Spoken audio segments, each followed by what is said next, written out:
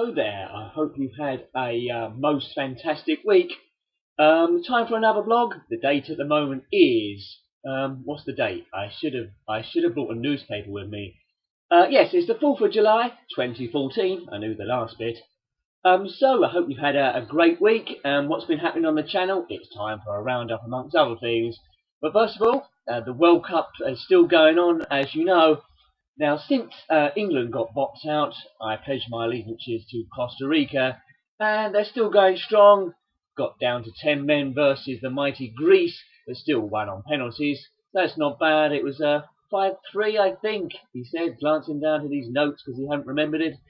But yet they're still in. The next game is the Netherlands tomorrow, which could be a little bit tricky because Holland are looking like a side that can ground out results, and they are looking a bit good. Well, anyway, that's my knowledge of football exhausted. We'll have to wait and see what happens. But yeah, there's been a mighty 7 uploads on the channel this week, so that's just crazy talk. I thought it was going to end up with 5, but then we got 7. I know, I must be someone with no life, perhaps. So let's do them in the order that the games were released. First one was on the ZX Spectrum, Super Hang-On by Electric Dreams, released in 1987. A real good conversion, this one, for the Spectrum. Some conversions are better than others on this device. Well, device? It's a computer.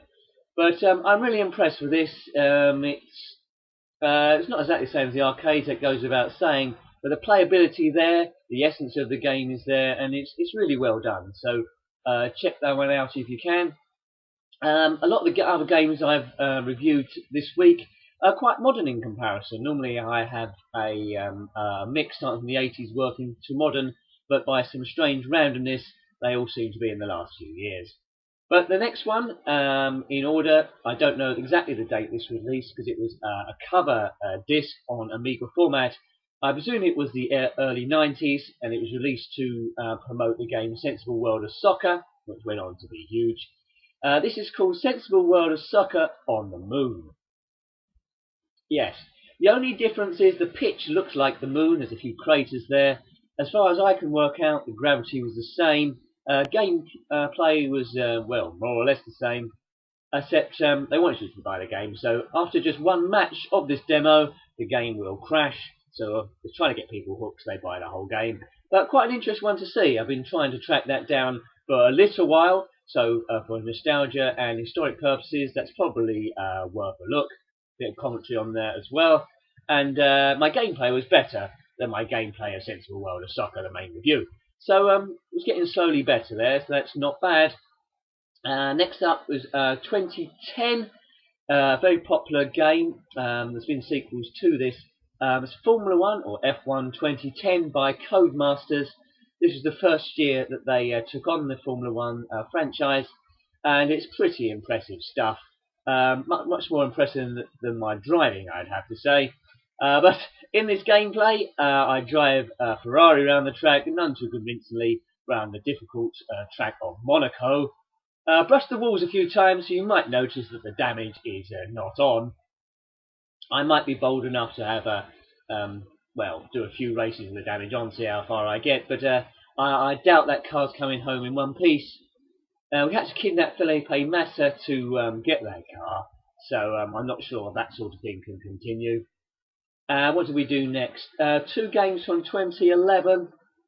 PlayStation 3, much like F1 2010. Well, console at least. It is Who Wants to Be a Millionaire? Now, there's been a few games on different consoles released of this. PS1, of course, PC, a number of other systems. PlayStation 3, we seem to lose Chris Tarrant. Got much more wider questions. Gameplay is a little slowly. It has got a few flaws in it, and that you can Google all the answers if you get bored. But yeah, it holds together quite well. There's some add-ons which I don't cover in this review, so I might come back to. There's one where you've got a Star Trek skin and South Park. I'll probably do better at Star Trek than South Park, as I've seen more of that. And also, this week, I've reviewed the first of the iOS games which I was intending to do. Temple Run from 2011, which everyone was addicted to for a long time, and then suddenly wasn't, as if by magic. A bit strange, lad. Have you been addicted to any games, iPhone or otherwise, or iPad, and then suddenly you wasn't playing them without realising? Well, Temple Run's one of those.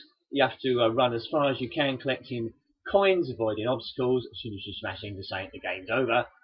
So very simple, and very addictive too.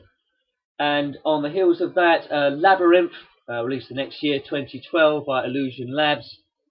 Now this is very basic, this game, but the only reason I review it is because it reminds me of the handheld wooden games playing as a kid. We had to direct a ball from from start to finish by avoiding all the holes cut in the upper plastic. This is a bit like that, but a lot of smaller tables instead.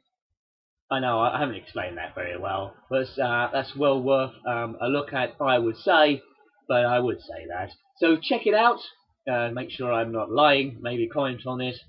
Admittedly, this one probably won't get too many reviews because it wasn't a blockbuster game, it's more of a novelty more than anything else.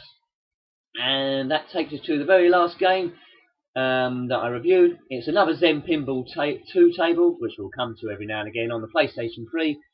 As I said, released in 2012. This one is of the Marvel Comics. Features the Incredible Hulk as the main character, so can't go wrong with him. The table's called World War Hulk, and I can have the music on this one because it doesn't run into any copyright problems like the previous Star Wars tables I was showing you. World War Hulk's got a story behind it. It's basically all the Avengers, all the superheroes of Marvel versus the Hulk. Obviously, he must have been annoying them over a little while. I explain the story more fully in the review, so if you want to have a look at that one and comment, please do so. Hopefully, we'll be bringing you some more Zen Pinball 2 tables as we go along. And that's probably it, really. I ain't got too much more to say.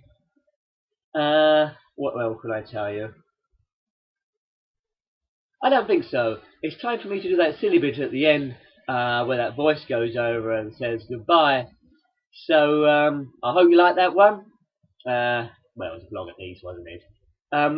Always comment if there's games you'd like me to review. Maybe I can track them down. Can't always. We're on a bit of a tight budget here. But I'll try to, if the request's there and I can find them. So, as I say, have a great weekend. And until next time, I'm rambling a bit here, and until next time, goodbye. Goodbye. Oops, wrong hand. That's better. Go Costa Rica.